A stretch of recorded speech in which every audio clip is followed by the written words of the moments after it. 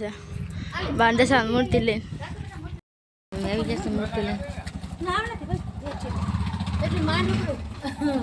જો મૂર્તિને લઈને આવી જશે. જય માતાજી, જય ભવાનાથ. કેમ છે બધાને? તો જો કાલ છે આપણે અમાસને દિવાસો. તો કાલ મારે છે દશામાનું વરત, એટલે જો ભૌતિકના પપ્પા ગયા છે બહાર, એટલે મૂર્તિ લેવાનું આપણે એવું અહીં દગ થાય કેમ જાવું એકલા. એટલે જો મારી મમ્મી આવ્યા છે તો મૂર્તિને એવું બધું લઈ આવ્યા છે. તો હાલો તમને બતાવું કે આપણે માતાજીની મૂર્તિ કેવી લઈ આવ્યા છે. તો વિડીયોમાં બના રહેજો અને માતાજીના દર્શન કરી લીજો. અને થાપણ તો આપણે કાલ કરવાનું છે, પણ આપણે બધું શું શું પૂજા પામાનું શું શું આવ્યું છે એ બધું જોઈ લઈ. તો હાલો તમને બતાવી દઉં. હાલો તો આપણે મમ્મી મૂર્તિ લઈ આવ્યા છે. તો કેવી સરસ મૂર્તિ છે માતાજીની, જુઓ કેવી સરસ મોટી મૂર્તિ છે. અને માતાજીનો મુંગટ ને જો બધી ડેકોરેશન કેવી સરસ છે, જોઈ લો. આ માતાજીનો હાર છે, આ બુટ્ટી છે, આ માતાજીએ બંગડીને એવું બધું પહેરેલું છે. તો શંખારે આપણે જો કેવો સરસ છે મસ્તીનું. તો જો હાલો જો આપણે કેવી સરસ મોટી મૂર્તિ લઈ આવ્યા છીએ. તો હજી આટલી મોટી લઈ આવી હતી, પણ બસમાં મમ્મીને આવવાનું હતું એટલે પછી એને ઉપાડવાનું દબ થાય, એટલે પછી અવળી મૂર્તિ લઈ આવ્યા છે. તો હાલો આને આપણે રાખી દઈએ માતાજીને હવે. અને હવે આપણે કાલ લગ્ન ખોલવાનું નથી. હવે આપણે કાલ લગ્ન ખોલવાનું નથી, કાલ આપણે માતાજીને સ્થાપન કરી તરીકે હવે આપણે ખોલવાનું થશે. તો કાલ તમને બધાને દર્શન કરાવશું.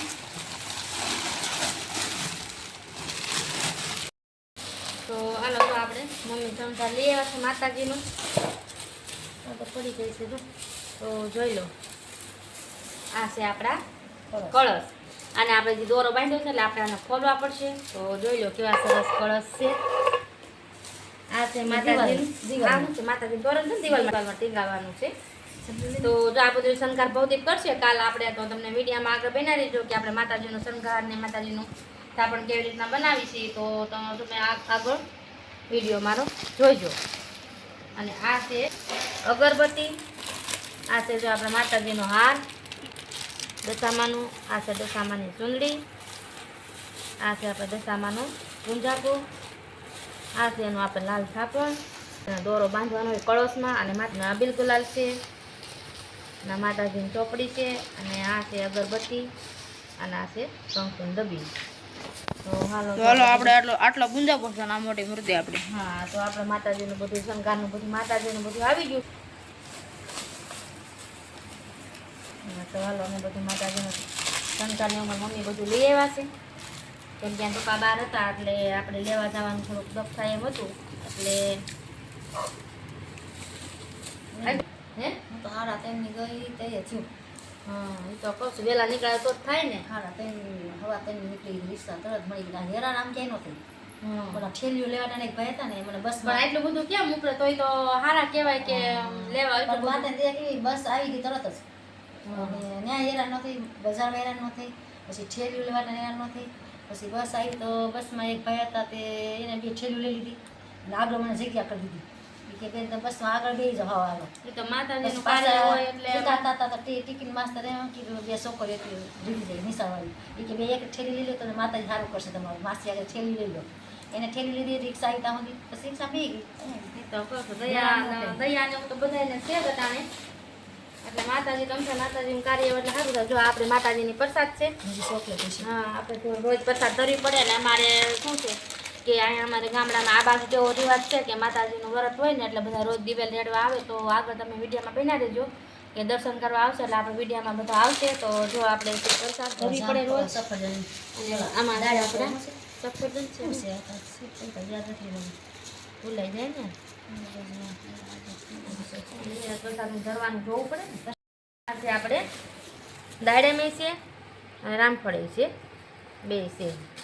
બધું લઈ આવશે. તો કાલે આપણે પૂંજામાં મૂકવું પડશે.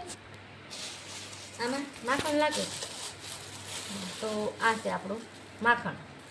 તો આપણે આનું ઘી તો આપણે આજ બનાવવું પડશે, કાલ છે એટલે માતાજીનું વ્રત એટલે. તો હલો બધું લઈ આવ્યા છે મમ્મી. તો આમાં તો શું છે બધી શાકભાજી લાગે છે. આમાં તો બધી શાકભાજી છે.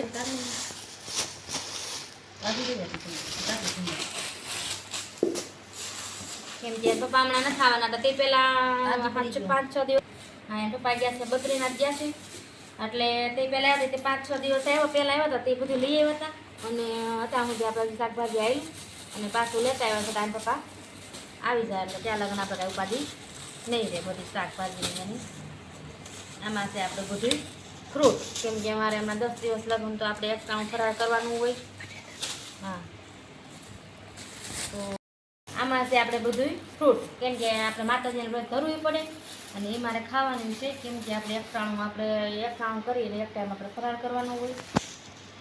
તો બધું જો આપણે શાકભાજી બધું આવી ગયું છે. મેથીની ભાજી કેમ આવી? આ રહી છે કોથમીર છે, આમાં છે મેથીની ભાજી. તો હાલો હવે આપણે જો થોડી તબિયત હમણાં હરખી નહોતી અને રીધી ઘરે નહોતી, એટલે આપણા કાયમિક વિડીયા હમણાં આવતા નહોતા. એ આપણે જે રીધી હતી તે વિડીયા બનાવ્યા હતા બધા, એ મૂક્યા હતા. અને હવે આપણા વિડીયા કાલથી રીધી આવી જાય છે, એટલે એક ધારા વિડીયા આપણે હવે રોજ આવશે અને માતાજીને સ્થાપન કરશું અને માતાજીને રોજ થાળી ધરશું. રીધી નહોતી એટલે આપણે કાંઈ સારું કરીને ખાવાનું મન ન થાય ને. હું તો રીધી નહોતી તો બીમારી પડી ગઈ હતી અને મને કાંઈ ગોરતું નહોતું ને. હું મારા મમ્મીની ઘરે 4-5 દિવસ વહી ગઈ હતી ને હજુ હું કાલે હાલી આવું છું. અને મારી મમ્મી અહીં 2-3 દિવસ આવ્યા હતા અને અમે ધોજા અને બધું કરી નાખ્યું. કાલે આપણે માતાજીનું વ્રત છે અને 3 દી શ્રાવણ મહિનો બેસે છે, એટલે જો આપણે બધું કામે થઈ ગયું છે, સફાઈ કામ, એટલે હમણાં એ તમને બતાવી દઈ. અને હાલો તો આપણે બધું પેક કરી લઈ અને આગળ વિડીયોમાં બના રહેજો. કાલે અમે માતાજીની સ્થાપન કેવી રીતના કરીશી તો દર્શન કરવા આવી જજો બધાય. વસ્તુ તો તમને બતાવતા ભૂલી ગઈ, કેમ કે જો મારી મમ્મીએ મને સાડી લઈ દીધી છે.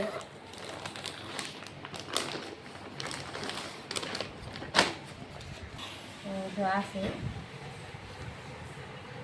બ્લાઉઝ, આ લાગે છે ને, આ બ્લાઉઝ છે ને આ શેડો. આ છે ના ના, આમાં લીધે શેડો, આમાં છે શેડો.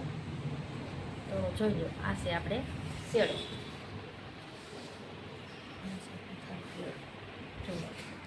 કેવી છે કોમેન્ટ કરીને જોઈજો સાડી કેવી